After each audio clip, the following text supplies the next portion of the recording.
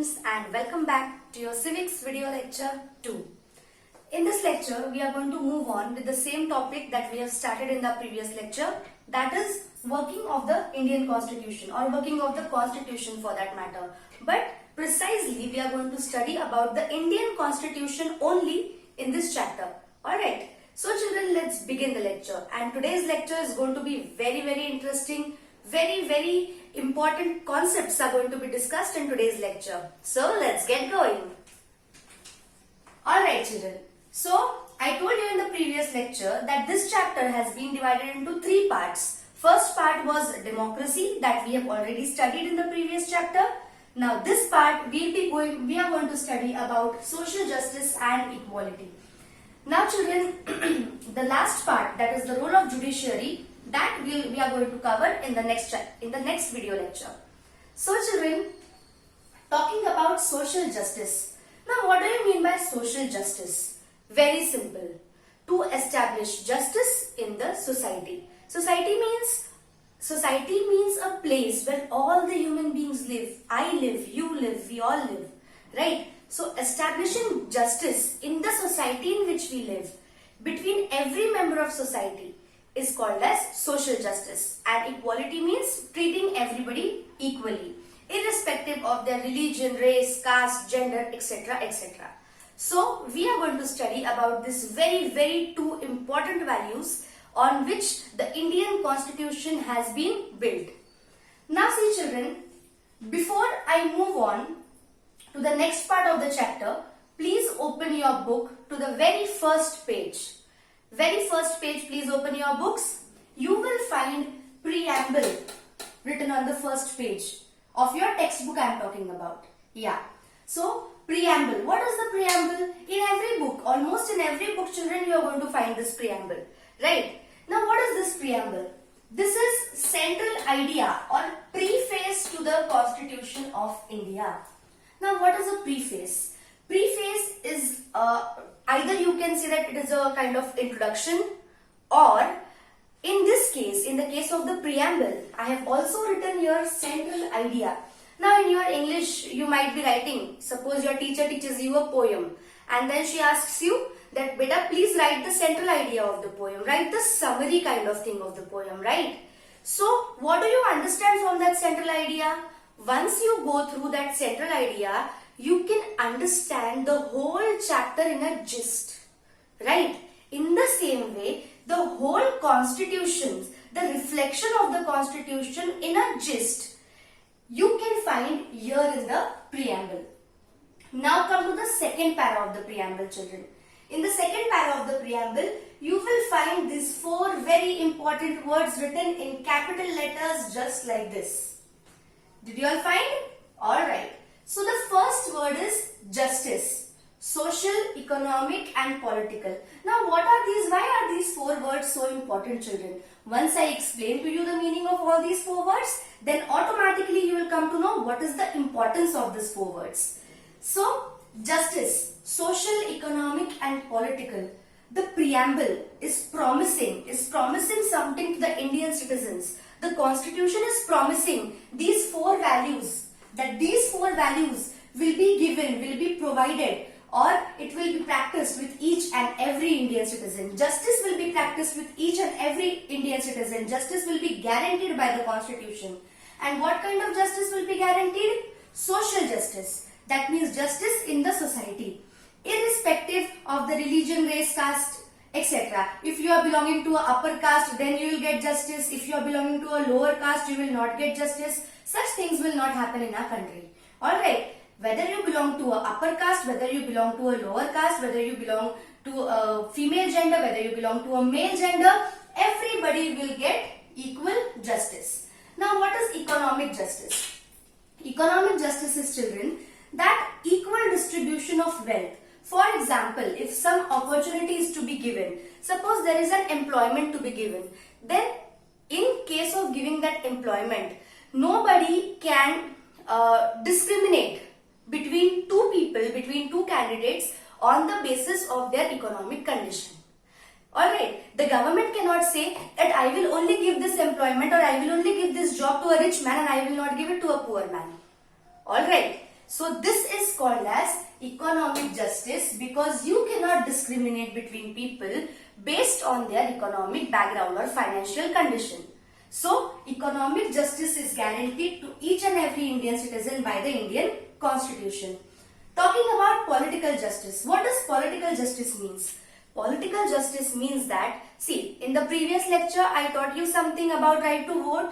I taught you 3 long important words, that is universal, adult, franchise. I told you that universal means applicable to all. Adult means applicable to those people who are above 18 years of age, and franchise means right to vote. Alright, so children, when I taught you right to vote, I told you that each and every Indian citizen, irrespective of his religion, race, caste, gender, only the condition is that the person should be above 18 years of age. And everybody, every Indian citizen who is above 18 years of age is got the right to vote in our country. So this is called as political justice. That means the right to vote is a political right and it is applicable to everybody who is above 18 years of age. There is no discrimination in that. Alright, so children, this is called as political justice. So 3 types of justice are guaranteed by the Constitution. What 3 kinds of justice are those? Social justice, economic justice and political justice. You remember this? Alright, now let's move on. Liberty. Very, very important word, liberty.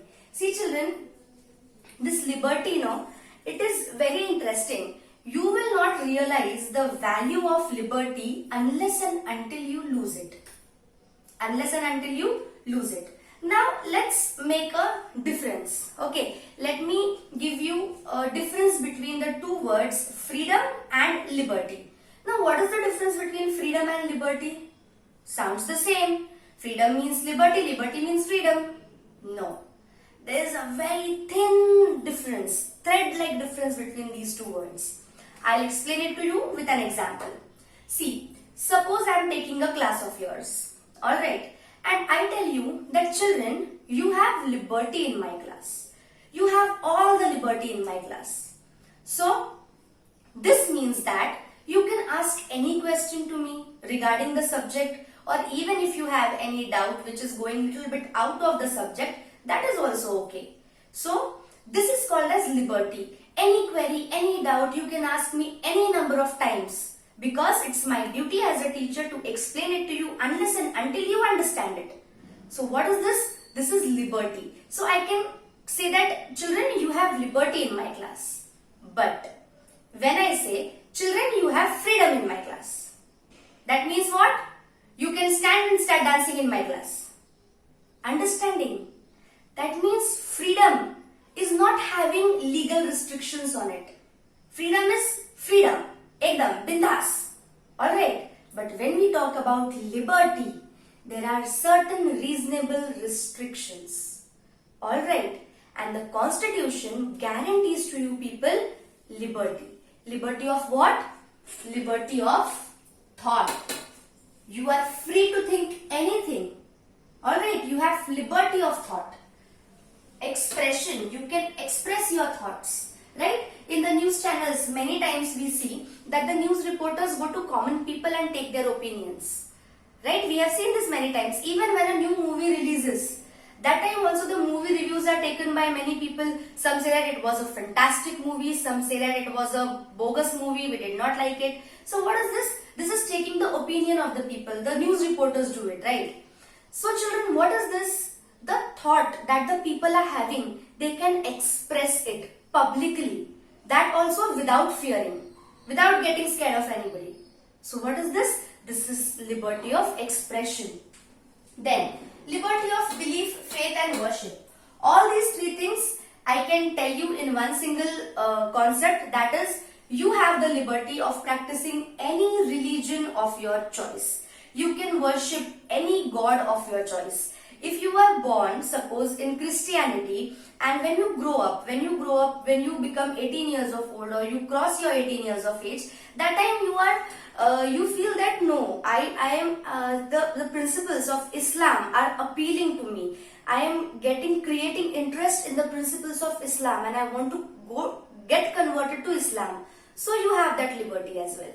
You can convert your religion, but after you cross your 18 years of age. The famous musician children, A.R. Rahman. Yes, A.R. Rahman was originally a Hindu person. His name was, if I'm not making a mistake, his name was Dilip Kumar. And then he got converted to Islam. So this liberty you are getting here in our country, that you can follow any religion, and if you don't want to follow any religion, that liberty is also given to you. Alright, so now next value is equality. Very, very important. Equality of what? Of status. Status means what? Everybody will be treated equally. Rich, poor, good, bad, ugly, religion, any religion, caste, any caste, upper caste, lower caste, male, female, girl, boy, everybody will be treated equally. Everybody deserves equal respect when they are living in the society. This is what is called as equality of status. And what do you mean by equality of opportunity? That too means that opportunity is provided equally to all. Equally. Alright, there is no discrimination in the provision of opportunities to the people of India. So children, because of these three values, because of this justice what we are getting, because of this liberty what we are getting, and because of this equality what we are getting, all these three values children, they are contributing to fraternity. What do you mean by fraternity? Fraternity means brotherhood. Brotherhood, bhaichara, a feeling of harmony, a feeling of mutual love and respect between the citizens of India. Because the constitution guarantees to every Indian citizens all the three values, that is why a sense of fraternity, a sense of brotherhood is getting created among all the fellow Indians. And because of which what is happening, the nation is remaining united and integrated. This feeling of fraternity is fostering the unity and integrity of the country. So our country, despite of the different diversions, or despite of the different so many differences in languages, religions, cultures, traditions, we say India is a country of diversity. In spite of this diversity, we are still united, and this is the success from last 70 years of our country. So children, talking about these four values, these are the four values which make up the base of the Indian Constitution. And that is why the Indian Constitution is standing so strong on this so strong base, which is made by these very, very strong and very, very important values. See children, I'll tell you one small episode what happened. When the Constitution of India was getting prepared, so the world had their eyes on it. The world was looking up to India because India was a backward nation. There was no education in the country. Even if we were taking education, the Indians were taking education even before the arrival of the British. But that education was more based on religion, or it was more of a, we will say it was a non-secular kind of education, right? And the education was not provided equally to everybody. So this was the condition of India. Later when Britishers came, they gave their secular education, they introduced their English education, and then the Indians got educated, and today we are standing here. But at the time when the Constitution was getting prepared, that time children, the world had their eyes on India, and the world was imagining that a country like India with so many diversities, with so many people illiterate, so many people having so many kind of superstitions about caste, about gender, about different things, how will this country run over this constitution? What the other countries of the world, I will especially mention the Western countries, felt that this constitution is so idealistic. Idealistic, you understand?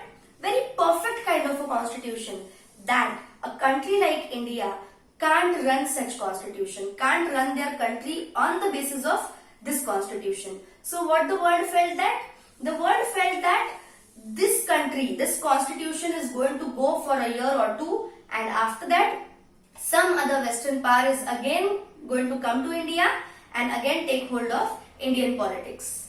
But we have been running our country from last 70 and more years on the basis of this very constitution which the world called as idealistic is a very great success of our Indians, children. So we should be very, very proud of our constitution. Alright.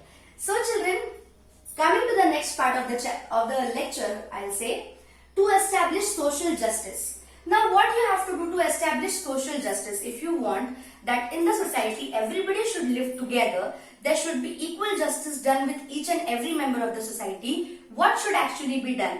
Very simple. Only two things need to be done.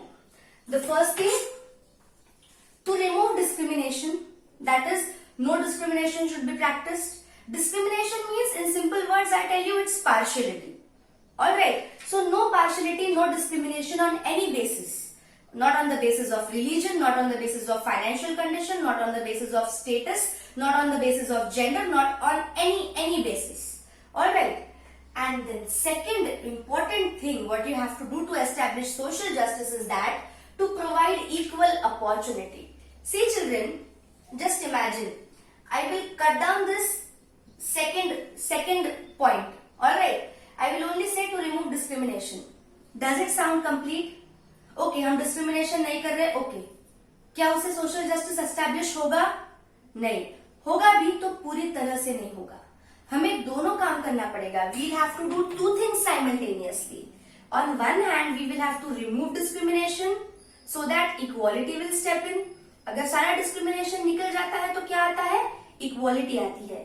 And at the same time, we will have to provide equal opportunities to every person in the country.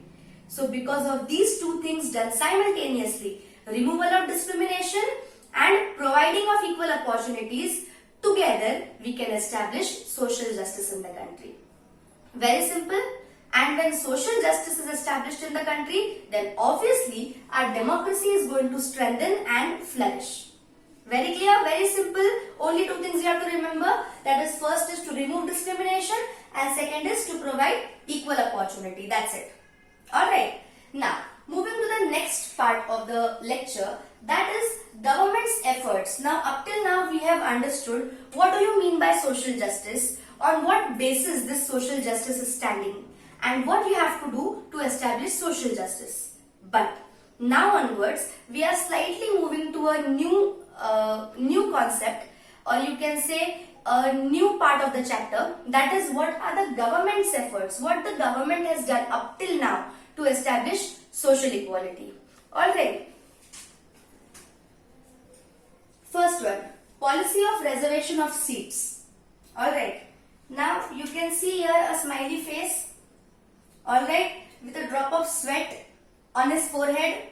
This is a drop of sweat. I am not my drawing is very bad, but still try and understand. This is a face. This is not smiling. This is just a face, and he is having a drop of sweat on his forehead. Why? Why do you think I have drawn this symbol over here? Because this reservation, children, is a very, very sensitive issue. Very sensitive issue. Right? Many people have lots of conceptions and misconceptions about this reservation. Those who are getting reservation, they are in favor of it. Those who are not getting reservations, they are against it. They are saying merit should be given the most importance, not the reservations. And the people with reservations, they are favoring reservations. They have their own set of arguments. So today, we are going to see that what these reservations are actually based upon. Why was the need in the first place to introduce a thing like reservation in the constitution? Alright? So, this policy of reservation of seats has its root very back in the ancient times when the caste system was practiced in India. Caste system. Now see children, how did this caste system originate? कैसे आया ये caste system begin कहाँ से हुआ? See, in early days, I am talking about very, very ancient times, children. Okay. In very, very ancient times, what happened? People practiced different occupations, right? And then there arose a need to categorize these occupations of people, to categorize these people according to their occupations. So that is why in the ancient times, the caste system started based on the occupations of the people to categorize themselves according to their occupations. So it is very simple that in the ancient times, the caste system was based on occupation of the people. And this is how 4 varnas or 4 castes came up. The first caste was Brahmins. Now, let me tell you, the meaning of this word Brahmins is nothing but a knowledgeable person. A knowledgeable person means Brahmins. Alright. So what was the duty or what was the occupation of the Brahmins? These Brahmins were people who were having knowledge of the religious scriptures, Vedas, Puranas. They had read everything. They had knowledge about everything. So whatever rites and rituals people were practicing in the ancient times, during the birth of some newborn baby, during the death of an old person, whatever rites during the marriage ceremonies, during any other worship or any other puja in the house. So whatever different rites and rituals the Indian people were practicing, all these were practiced by these Brahmin people. They used to help the people in the practicing of these rites and rituals. Why? Because they had the knowledge of the holy scriptures. Very simple. So the people who helped other people in performing different rites and rituals, puja, part, home, havan, whatever, those people were called as Brahmins. Alright, so their occupation was to help people perform different rites and rituals. Then, second was Kshatriyas. Kshatriyas means what? Soldiers.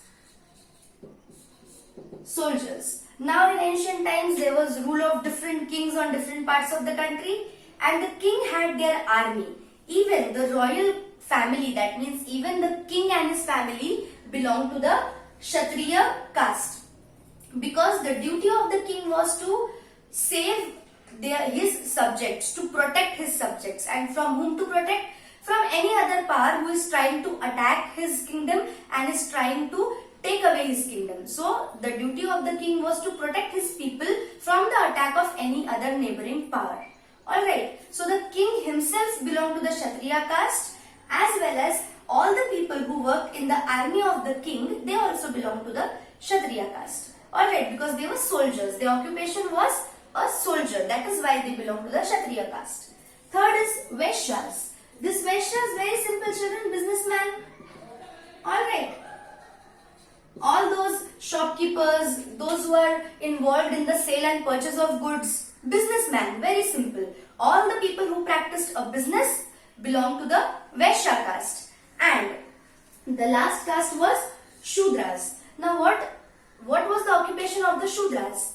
These Shudras were those people who helped the upper 3 castes. The upper 3 castes in what? In menial jobs, in lowly jobs. For example, a dead animal is there on the road. So it was the Shudra people, it was the occupation of the Shudra people that they will pull the dead animal and bury it somewhere. Then mending the shoes, cobblers.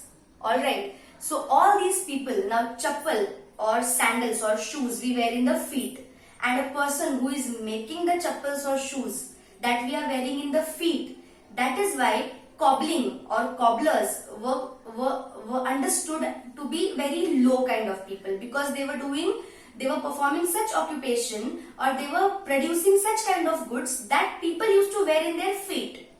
Did you understand?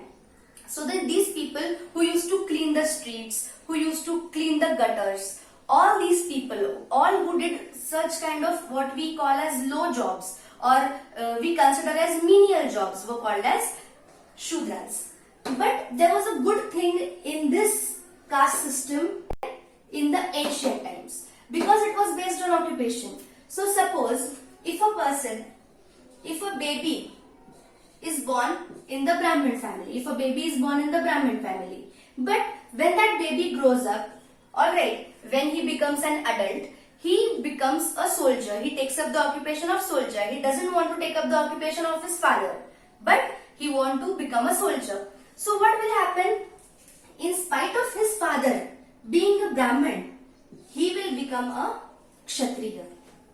Did you understand? Means in the ancient times, the caste system was purely based on occupation, purely. So whatever occupation you practice, you can change your caste according to that. Alright, so till that point of time, so what we can say that these boundaries between the castes, Brahmin, Kshatriyas, Vaishyas, Shudras, the boundaries were what?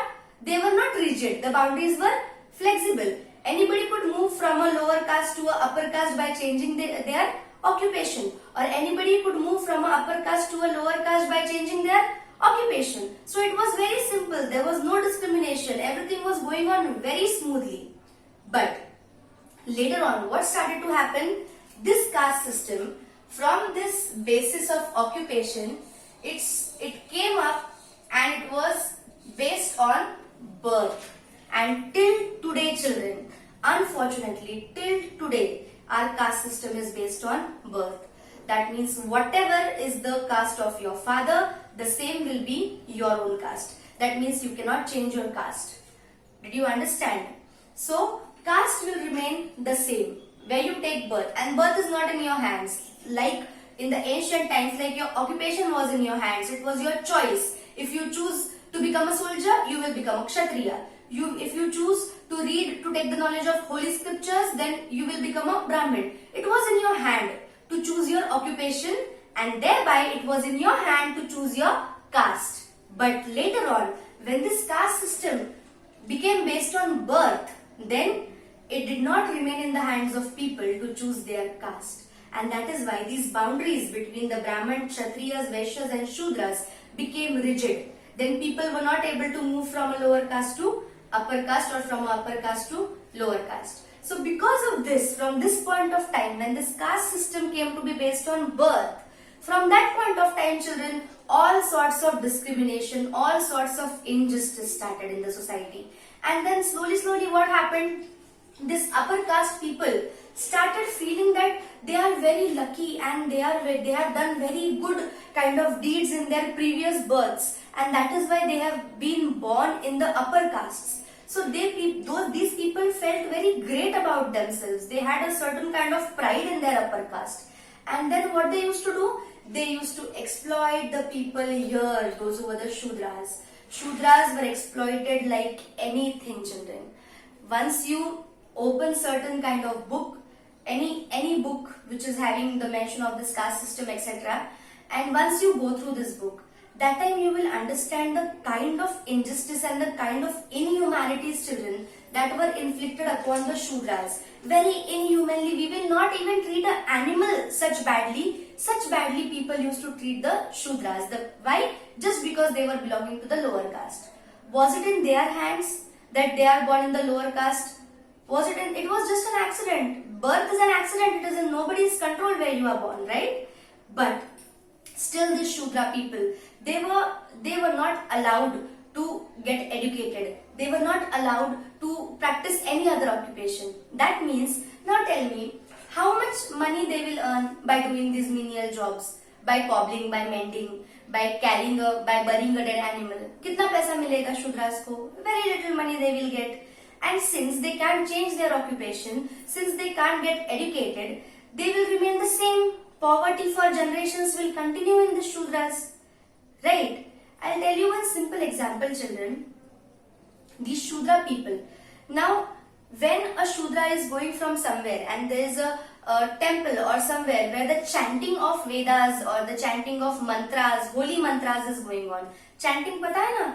जो जोर से मंत्रा गाते हैं, उसको कहते हैं chanting of mantras. So when this chanting of mantras was going on and a Shudra is passing by, so it is obvious that he is going to hear it. Obvious, वो कितना भी कान बंद कर ले, उसको सुनाई तो देने वाला है, right? But if it happens, if any upper caste person notices that a Shudra is passing by and the chanting of Vedas or Puranas is going on and he has heard it, then they used to catch hold of him and pour boiling oil in his ears. So inhuman, no children. So pitiful that is, right? What is the fault of that person? You are chanting loudly, so he is going to hear it. But such simple logic people were not understanding in that time. And these Shudras were forced to do low jobs. The poverty which they had for generations, it was not because of themselves, but it was forced upon them. It was imposed upon them, the poverty. The poverty on the Shudras was imposed by the upper three castes, the other members of the society. Did you understand? And that is why, since this has been done for centuries together, when the constitution was getting prepared, the framers of the constitution thought that these Shudras are people who have tolerated exploitation for a very, very long time, for centuries, and the poverty in which they are living, that poverty is imposed on them by the other upper castes. That is why, only that is why these Shudras are the people who are getting reservation. Because the injustices done to them cannot be brought back. Can the time be brought back of the injustice? Can you change what happened in the history? No, of course not. So what is there in your hands? You can help them. You can compensate the losses that have happened to them throughout their generations. So on the part of compensating these Shudra people, reservation is provided to them, and that's so simple. What is this reservation? Reservation of seats. Some seats are reserved for them in educational institutions and in employment. And these Shudras, these people, Shudras, are today called as scheduled castes and scheduled tribes. The people belonging to the what we say SCs and STs, no? What we say SC and ST people? SC means scheduled caste, ST means scheduled tribes. These people were called as Shudras in the previous times. Did you understand? Now, still if somebody of you is having a doubt about this reservation, let me give you a very, very simple example, children. Suppose there is a mother, two children are born to that mother. Alright, the elder one, the younger one. Suppose the elder one is very smart, very intelligent, and the younger one, he is his IQ level is little low, he is little weak in studies, alright, and that person is, he can't help. Have you seen the movie Tare Zameen Par? Yes? So you know that this dyslexia disease, everybody has seen the movie. So in the same way, you take for example that the younger child of the mother is having some kind of disease because of which the child is not able to study. Alright, but the elder one, bada wala jo ladka hai, he is very intelligent, very sharp. Every time he gets first rank in the class. Alright, now suppose both these children are going to standard 10th. Suppose they are twins. Okay, twins may be elder or younger hota hai. ठीक है, there's by 1 minute or two, twins can also be elder one and younger one. Okay, so suppose both of these boys go to their 10th standard, and the mother can afford tuition for only one of her child. She cannot afford. She's not having a lot of money that she can allow, or she can afford the tuition classes, the coaching classes for both of her children. She can afford it for only one of them. So what do you think? For whom will the mother avail this facility of tuition classes? Will she consider merit over here? Please tell me. क्या mother ऐसा बोलेगी कि नहीं नहीं नहीं मेरा बड़ा बच्चा बहुत होशियार है, उसमें बहुत अच्छा मेरिट है, तो मैं उसी को ट्यूशन लगाऊंगी? Yes, mother will say like this? No. What mother will say? My elder one is intelligent. He is very sharp. So he can manage it even without tuitions. But my younger one, he is very weak. He needs help. Right? He is little bit unfortunate. वो थोड़ा बदनसीब है कि उसको इतना जल्दी सब कुछ समझ में नहीं आता. उसका IQ level थोड़ा कम है. तो what mother will do? Mother will take more care of her weaker child. Isn't it, children? Mother will take more care of her weaker child. She will avail tuition facilities for the weaker child rather than for the intelligent, for the clever one. Right? So can you say here that mother is doing partiality and mother should consider merit? Can you say like this? No. So in the same way, the government is the guardian of all of us, of all the citizens. The government is the guardian. The government is like a parent for all of us. And it is natural that the government will also take more care of the weaker child, the weaker section of the society. Did you understand? So please do not call this as discrimination or partiality. Alright, it is a very simple logic that I have given you through this mother-child example. Very clear? So this is what is the policy of reservations. Now this drop of sweat I will remove. Okay. Now everybody has got the logic behind the policy of reservations. So I have removed that drop of sweat and now my face is smiling also. Alright. Alright then. Next is children, one more law is there which is called as the Scheduled Castes and Scheduled Tribes Prevention of Atrocities Act. Atrocities means what? Injustice. Very simple. Atrocities means injustice. Suppose any kind of physical or mental abuse is happening to the Scheduled Castes and Scheduled Tribes, then we have a separate law for them. Alright, because they are weak, and it is very obvious, children, that the weak are more prone to exploitation than that of the strong people. Normally, exploitation happens, injustice happens more to the weak people or more to the poor people than that of the rich or the strong. That is why there is a special act. Act का मतलब क्या है? Law. Very simple. Act means law. So the Scheduled Castes and Scheduled Tribes Prevention of Atrocities Act, it makes sure that it prevents injustice against the people belonging to the SCs and STs, that is the people who earlier belonged to the Shudra caste. Very simple. That's it. That's it about this act. Next is provision for minorities. Now what do you mean by minorities? Very simple, children. Minorities means nothing but less in number. The people who are less in number are called as minorities. Suppose you have a class of 50 children in which only 15 are girls and rest 35 are boys. So who is less in number? Girls are less in number, only 15 girls are there. So I will say that in your class girls are in minority. Did you understand the meaning of minority? Those who are less in number are called as minorities. Very simple. So in India, we have Muslims as minorities, Christians as minorities, Buddhists, Sikhs, Parsis and Jains. All these religions in India are considered to be in minorities. Now certain kind of provision is given to this minority people. What provision is given to these people? That they are given opportunities for education and employment. Any minority community can establish their education institutions. They have the right to preserve their education, to preserve their language, to preserve their culture. This right is given to them by the constitution, and they are also given equal opportunities in education as well as employment. So minorities are also taken care of by the constitution. Next, coming to laws related to women. Now see children, women are another social class that has been exploited from very ancient times. We have seen lots of injustices that have been done to the women, and in the later coming chapters we are going to discuss it all the more. So children, we can say that women are a kind of weaker section of the society. So certain provisions are provided to the women as well. So this is Dowry Prohibition Act. Dowry means what, children? This dowry means nothing. It means दहेज. दहेज पता है ना, जब शादी होती है लड़की की तो then the bridegroom, जो दूल्हा होता है, he says that I want this much money so that I will marry your daughter, as if he is doing some favor only by marrying people's daughter. है ना, जैसे वो एहसान कर रहा है किसी के लड़की से शादी करके, तो भाई मुझे इतने पैसे दो.